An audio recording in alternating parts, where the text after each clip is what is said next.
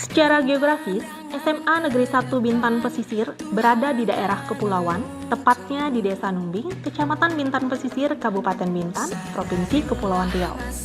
Sebagai daerah terluar yang berbatasan dengan negara lain, maka Desa Numbing termasuk ke dalam daerah khusus. Hal ini berdasarkan Kemendikbudristek nomor 160/P/2021 tentang daerah khusus berdasarkan kondisi geografis tahun 2021.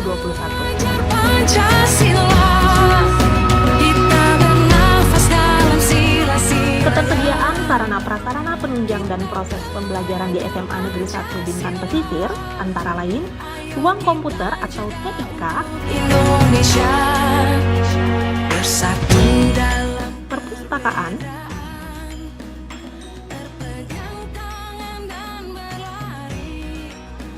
singkirkan egomu, oh kawan, demi negeri ini. Jadilah generasi emas, cerdas berkarakter itu kita. laboratorium kimia, laboratorium fisika, dan laboratorium biologi. Terus torehkan prestasi.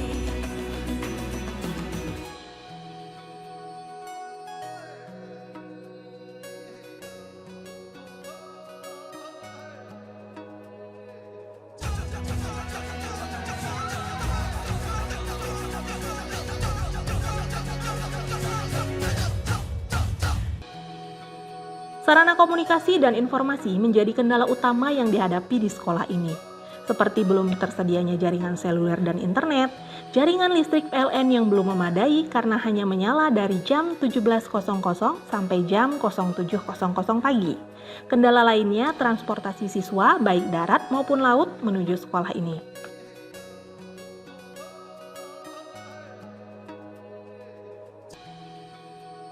Meski dengan kondisi sekolah yang masih serba terbatas, namun siswa dan siswinya sangat antusias dalam mengikuti pembelajaran baik akademik maupun kegiatan ekstrakurikuler.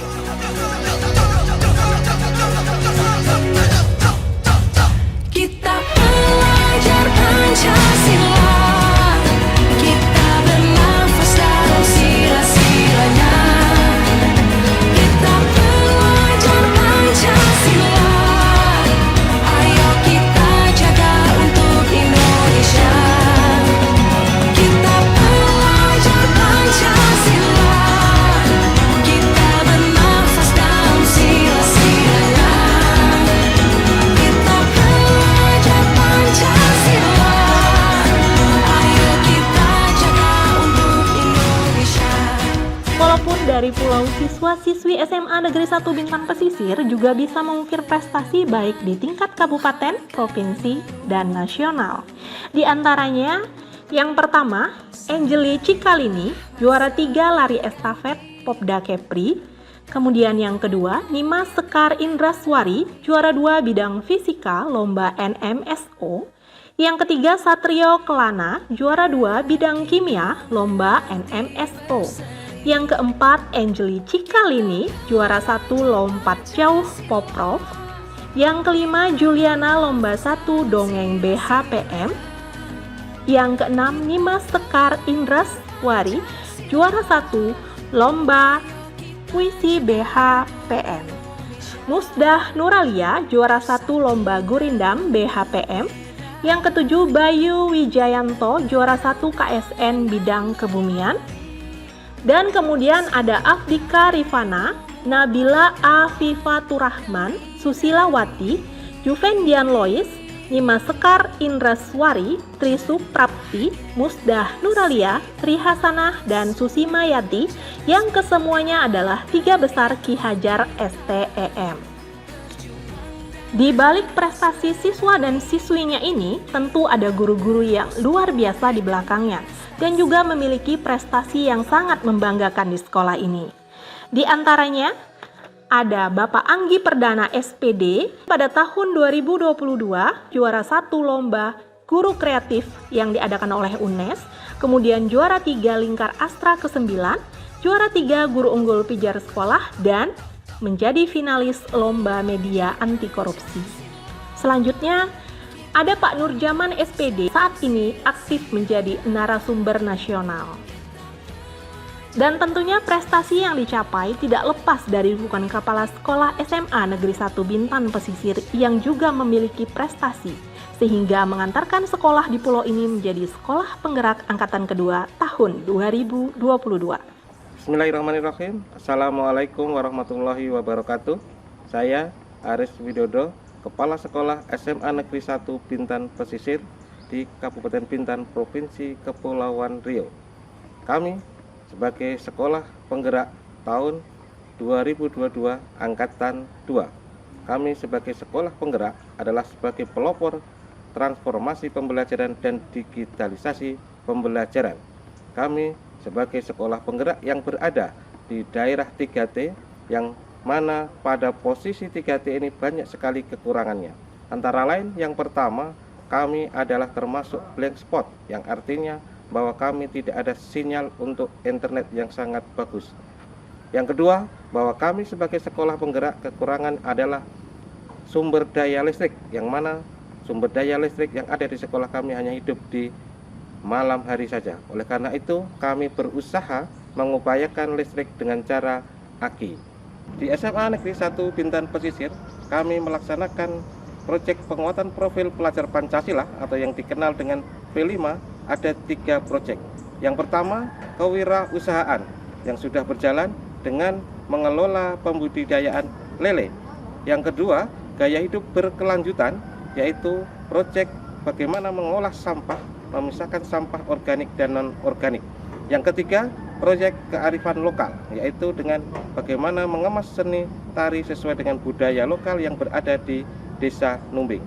Demikian profil sekolah penggerak di SMA Negeri 1 Bintan Pesisir, di mana kondisi kami sebagai sekolah 3T tidak mau kalah dengan di SMA-SMA yang berada di kota. Bagaimana kami berkolaborasi antara guru, saya sebagai kepala sekolah dan murid untuk meningkatkan mutu pendidikan di Desa Numbing. Terima kasih. Assalamualaikum warahmatullahi wabarakatuh. Profil pelajar Pancasila. 1. Beriman bertakwa kepada Tuhan Yang Maha Esa dan berakhlak mulia. 2. Berkebinekaan global. 3. Gotong royong. 4. Mandiri. 5. Bernalar kritis. 6. Kreatif. Assalamualaikum warahmatullahi wabarakatuh. Perkenalkan, saya Rini Ekasari, guru dari SMA Negeri 1 Bintan Pesisir. Di sini saya dipercaya oleh kepala sekolah untuk membimbing salah satu proyek yang bertema kewirausahaan. Adapun proyek dengan tema kewirausahaan ini yang kami angkat adalah budidaya lele. Di sini saya dibantu oleh 4 tim saya. Pertama ada Bapak Debi selaku ketua proyek, yang kedua ada Bapak Erik, ketiga ada Ibu Dina, dan yang keempat ada Ibu Asria. Sebelum melaksanakan yang namanya proyek lele ini, terlebih dahulu kami telah melakukan survei terhadap lingkungan. Adapun survei ini berkaitan dengan bagaimana ketertarikan masyarakat mengenai budidaya lele yang akan kami laksanakan nanti. Proyek lele ini memiliki 3 dimensi. Yang pertama adalah dimensinya gotong royong, yang kedua adalah bernalar kritis, dan yang ketiga adalah kreativitas. Dalam bergotong royong, nanti harapannya peserta didik mampu membangun kerjasama secara tim sesuai dengan tujuan yang telah mereka tetapkan. Dalam dimensi bernalar kritis, peserta didik nanti diharapkan mampu untuk mencari solusi terhadap semua kendala yang dialami selama proyek budidaya lele ini. Dan yang terakhir adalah kreativitas. Pada dimensi kreativitas ini, diharapkan nanti peserta didik mampu bereksperimen untuk mencari solusi terhadap semua masalah yang telah mereka hadapi. Dalam proyek budidaya lele ini, ada 3 langkah besar yang akan kami lalui. Pertama yang dikenal dengan istilah pendahuluan, kedua istilahnya aksi, dan yang ketiga adalah penutup. Dalam pendahuluan itu sendiri, peserta didik dibekali dengan pengetahuan mengenai kewirausahaan serta bagaimana cara membudidayakan lele tersebut. Selanjutnya, pada tahap aksi, pertama kali setelah mereka melakukan pada tahap yang pertama, pendahuluan, nah pada tahap ini kita melakukan proses perakitan. Perakitan ini menggunakan bahan-bahan seperti adanya terpal, adanya pipa. Nah, ini akan dirangkai oleh para siswa secara berkelompok yang terdiri dari 4 kelompok seperti pada kelompok yang sebelumnya, bagian pendahuluan. Nah, pada tahap ini air akan direndamkan di pada terpal yang telah jadi sehingga akan menetralkan pH dari si terpal sehingga akan aman untuk si bibit. Karena kenapa? Bibit itu ketika masih kecil mereka akan rentan sehingga perlu adanya penetralan dari pH si terpal. Nah, selanjutnya kita membutuhkan adanya penambahan jaring. Untuk apa? Karena di daerah Numbing, SMA Negeri 1 Bintan Pesisir, rentan adanya anjing, biawak, bahkan babi yang berkeliaran, sehingga perlu adanya perlindungan menggunakan jaring.